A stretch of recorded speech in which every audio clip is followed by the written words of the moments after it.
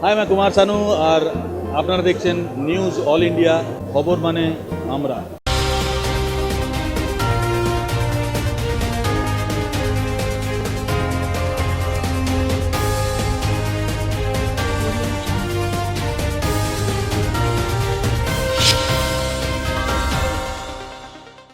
নমস্কার, নিউজিল্যান্ডের পর্দায় আপনাদের স্বাগত। আপনাদের সঙ্গে আমি অর্পিতা। শুরু করছি আজকের বিস্তারিত খবর।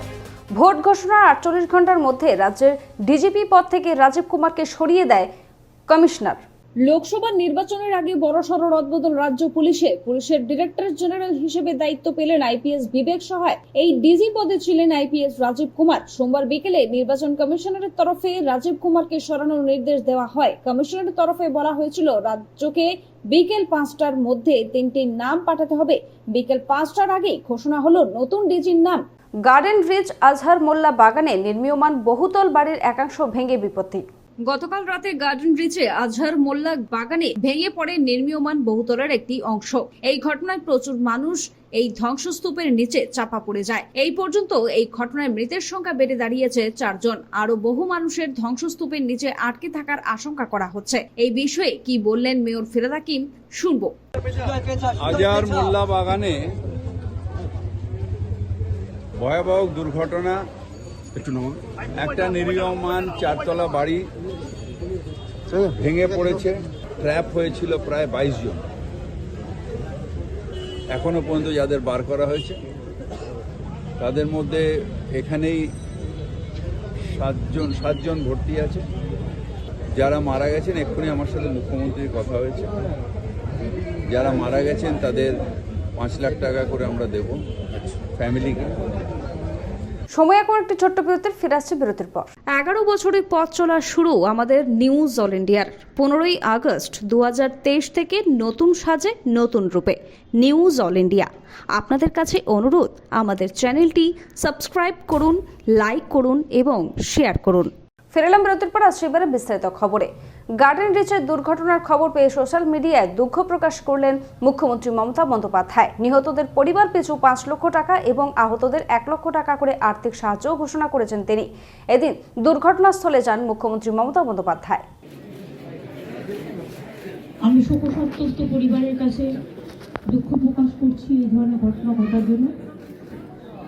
ইনলিগাল যে কাজগুলো কেউ যদি করে থাকে তার বিরুদ্ধে অফিসিয়াল অ্যাকশন নেওয়ার জন্য আমি প্রশাসনের কাছে অনুরোধ করব। আর যে পরিবারগুলো আজকে অসহায় হয়ে গেছে তাদের পাশে তো সরকার দাঁড়াবে এবং ডিজাস্টারে সরকার অলওয়েজ হেল্প করতে পারে, অফিসাররা করে দেবেন। এবং যাদের বাড়িঘরগুলো ভেঙেছে গরিব লোক, তাদের বাড়িঘরগুলো অফিসারদের আমি বলবো দেখে নিতে। গার্ডেন রিচে বেআইনি বহুতল ভেঙে মৃত্যু, বহুজন আহত। ঘটনাস্থলে এদিন যান সিপিআইএম এর রাজ্য সম্পাদক Mohammad Selim.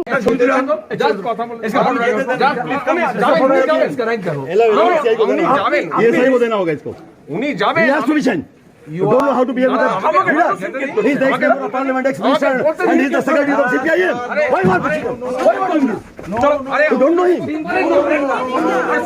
Whether you are the owner. সময় এখন একটা ছোট্ট বিরতির, ফিরে আসছে বিরতির পর। আরজু মানেই আপনার মনের মতো ফার্নিচার। আসুন দেখে নিন আপনার পছন্দ অনুযায়ী অফিস বা ঘর সাজানোর জন্য নতুন ডিজাইনের ফার্নিচার। ডিজাইনেবল সোফা, আলমারি, ড্রেসিং টেবিল, অফিসের জন্য রকমারি চেয়ারের সাথে দোলনা, বিভিন্ন রকম ডিজাইনেবল ফার্নিচার। তাহলে আর দেরি না করে চলে আসুন আরজুতে। 74 Rajdanga Gold Park, Kolkata 700107। 52D Raja SC Mallick Road, Jadavpur, Kolkata 700032। Phone number 8100472255, 8240411427। ফেরালাম বিরতির পর। আসছে এবারে বিস্তারিত খবরে। প্রার্থী খুঁজে পেতে হিমশিম পদ্ম শিবিরে। অভিষেক বন্দ্যোপাধ্যায়ের বিরুদ্ধে বিজেপির প্রার্থী কে, তা নিয়ে এখন ব্যাপক জলঘোলা হচ্ছে বিজেপির অন্দরে।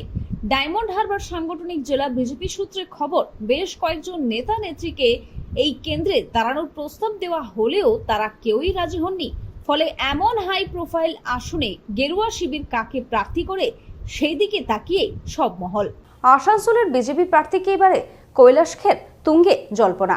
বঙ্গ বিজেপির সম্ভাব্য প্রার্থী তালিকায় আচমকাই উঠে এলো বলিউড গায়ক কৈলাস খেরের নাম। আসানসোল লোকসভা কেন্দ্র থেকে কি বিজেপির টিকিটে প্রার্থী হচ্ছেন কৈলাস খের? আপাতত এই প্রশ্নকে কেন্দ্র করে বিজেপির অন্দরে তুমুল জল্পনার সৃষ্টি হয়েছে, এমনই সূত্রের খবর। সময় এখন একটা ছোট্ট বিরতির, ফিরে আসছে বিরতির পর। আপনি কি ভ্যাকেন্ট ল্যান্ডের সন্ধানে রয়েছেন? চিন্তা না করে আজই যোগাযোগ করুন ঋত্বিকা এন্টারপ্রাইজে।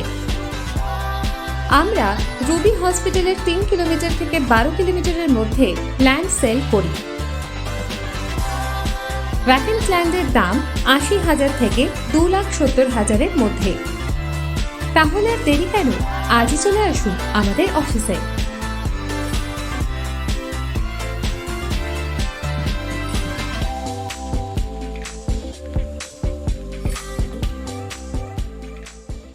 ফিরে এলাম বিরতির পর। আসছে এবারে বিস্তারিত খবরে। ভোট প্রচারের ফাঁকি বাজার করলেন তৃণমূল প্রার্থী সায়নী ঘোষ। যাদবপুর কেন্দ্রে তৃণমূল প্রার্থী সায়নী ঘোষের জন্য আজাদগড় বাজারের সামনে দাঁড়িয়েছিল অধীর আগ্রহে তৃণমূল কর্মী সমর্থকরা। কেন কি সেখানে গিয়েছিলেন প্রচারে তৃণমূলের সেলেব প্রার্থী সায়নী ঘোষ। গাড়ি থেকে নেমেই রাস্তার দুপাশে বসা সবজি বিক্রেতাদের কাছে প্রথমে গেলেন প্রার্থী, কিনলেন সেখানে শাক, টমেটো। কেনাকাটার সঙ্গে চলল তার প্রচারও। তারপর চলে গেলেন তিনি ভাঙড়ে। ফের বিকেলে রাজপুর সোনারপুর পুরসভার 28 নম্বর ওয়ার্ডে প্রচারে গেলেন তিনি। সেখানে বসন্ত উৎসবের নাচের তালে পা মেলালেন সায়নী ঘোষ। এইভাবে ঠাসা প্রচার কর্মসূচিতে কাটল নেত্রীর রবি প্রচার।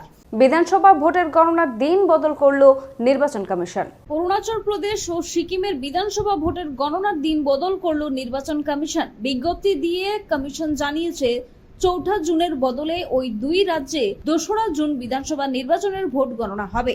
তবে উত্তর পূর্ব ভারতের ওই দুই রাজ্যে লোকসভা নির্বাচনের গণনা 4 জুনই হবে। সময় এখন একটা ছোট্ট বিরতির, ফিরে আসছে বিরতির পর।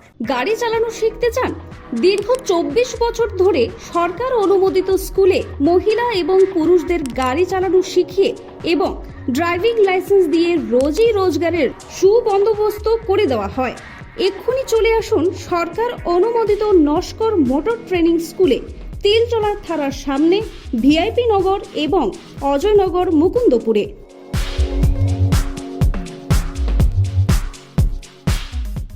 ফিরলাম বিরতির পর। আসছে এবারে আবহাওয়ার খবরে। 4 দিন ঝড়ো বৃষ্টির সম্ভাবনা রাজ্য জুড়ে। আগামী বৃহস্পতিবার পর্যন্ত দক্ষিণবঙ্গে বজ্রগর্ভ, রাজ্যে মেঘ থেকে ঝড় বৃষ্টির সম্ভাবনা থাকছে।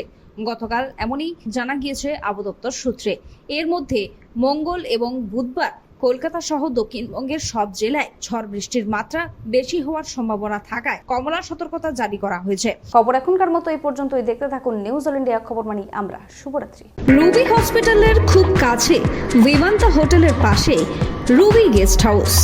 রুবি গেস্ট হাউসে আসলেই আপনারা কম দামে পেয়ে যাবেন রুম ভাড়া। তাহলে আজই চলে আসুন রুবি গেস্ট হাউসে। Ruby guest house.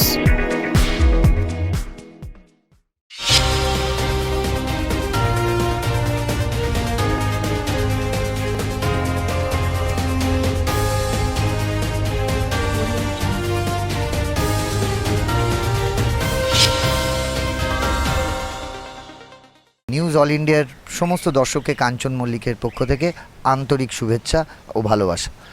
আর খবর মানেই আপনি একা নন, আমরা ওরা নয়, খবর মানে আমরা।